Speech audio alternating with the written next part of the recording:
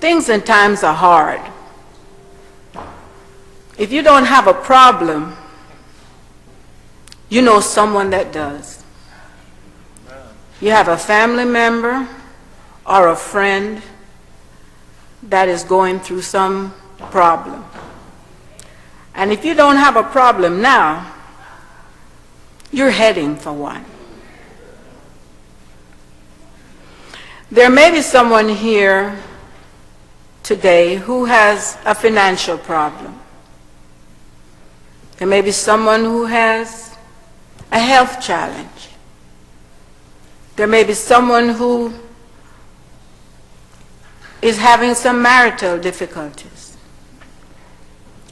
There may be someone here who has some wayward children. There may be someone here who has all of these and more. You know, problems are an inevitable part of life. We live in a world of sin, and God's children are not exempt from problems. As I read my Bible, I notice many Bible characters had their share of problems. David had some wayward children. Jacob did too. Job had some serious health challenges, and he lost all that he had. Elijah, one of the greatest prophets in the Bible, was a fugitive and was homeless.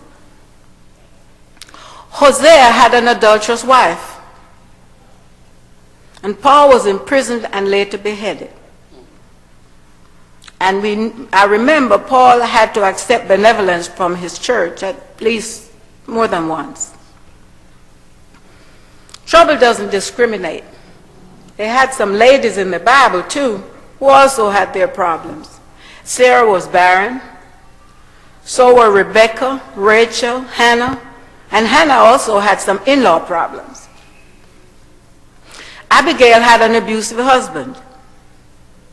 Ruth and Naomi were widows and were destitute. So having problems is not unique. The way we respond to our problems, though, says something about us. Some people, just when they come up with trouble, they try to ignore it, you know, just hope that it will go away. And they get into more and more trouble. Some people tend to look at the trouble, and it looks larger and larger, so much to the point that we sometimes believe not even God can fix this one. Some people look inward at themselves. You know, how could I be so stupid? I mean, what are people going to think? God must be punishing me for this problem. And then some of us take our trouble to others. You know, we get short of the rent, we go to our family, they hate to see us coming. And some of us go to charitable agencies, go to our church, go to governmental agencies. And even if they're able to help, it's only temporary. It's like a Band-Aid fix. So what do we do when the next trouble comes? You know, recently I was having some troubles of my own. And I also had a family member and a friend who were experiencing some horrendous difficulties. I began to wonder what to do. I had no answer on my own. So I decided to do a Bible study. And this is the result of the Bible study. The first place I stopped was with Job. You know, he is the person in the Bible who had what we would probably call the mother of all troubles.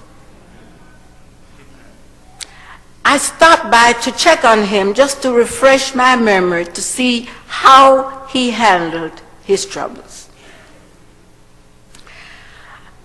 Let's look in Job chapter 1, and I'll read verses 6 through 12. Now there was a day when the sons of God came to present themselves before the Lord, and Satan came also among them. And the Lord said unto Satan, Whence comest thou? Then Satan answered the Lord and said, From going to and fro in the earth, from walking up and down in it. And the Lord said unto Satan, Hast thou considered my servant Job, that there is none like him in the earth, a perfect and an upright man, one that feareth God and escheweth evil? Then Satan answered the Lord and said, Doth Job fear God for naught? Hast thou not made an hedge about him, and about his house, and about all that he hath on every side? Thou hast blessed the work of his hands, and his substance is increased in the land. But put forth thine hand now, and touch all that he hath, and he will curse thee to thy face. And the Lord said unto Satan, Behold, all that he hath is in thy power, only upon himself put not forth thine hand. So Satan went forth from the presence of the Lord. Satan got happy. He had a chance at Job. He struck Job. Job lost his oxen, his asses, his sheep, his camels, his servants, and his children. He lost everything of value to him in one awful day. Job was devastated. He was so distraught he cursed the very day he was born. But his problems didn't stop there. Satan again sought permission from God and struck him a second time, inflicting Job with a very serious skin disease. Then, to top it off, the people around him, his wife and closest friends, made his situation much worse.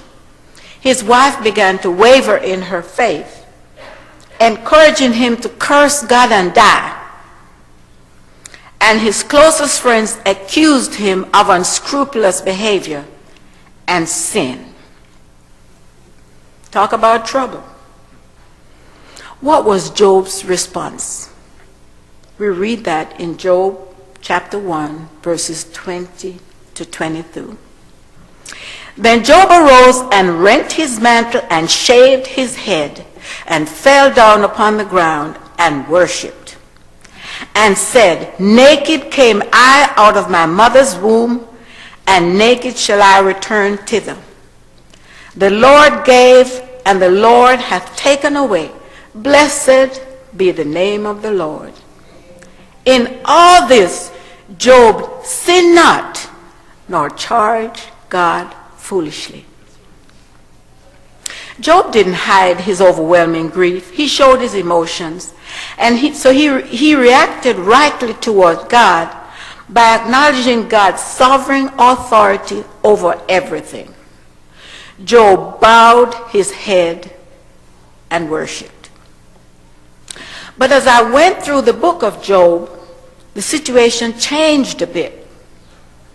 We see Job in his severe suffering and his friends bombarding him back and forth with one accusation after another. Job became distracted. He lost his focus. Instead of looking at his God as he did at first, he began to focus on his problems. He began to feel sorry for himself. He talked too much, so much so that he sinned by questioning God. We'll read that in Job 38, 1 and 2, Job 43 and 4, and Job 42, verse 6. Then the Lord answered Job out of the whirlwind and said, Who is this that darkeneth counsel by words without knowledge? Then Job answered the Lord and said, Behold, I am vile. What shall I answer thee? I will lay my hand upon my mouth. Wherefore I abhor myself and repent in dust and ashes. I learned several lessons from Job, and I will just list 3 of the things I learned.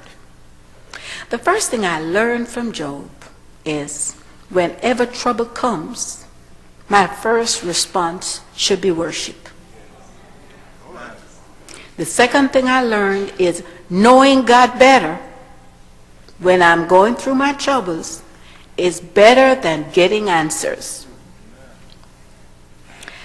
And the third thing I learned is that pain is not always punishment.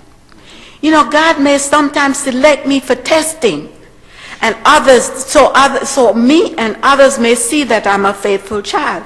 God may be using me as a show and tell so that others can see my faithfulness. My role is to trust God to work his purpose out in my life.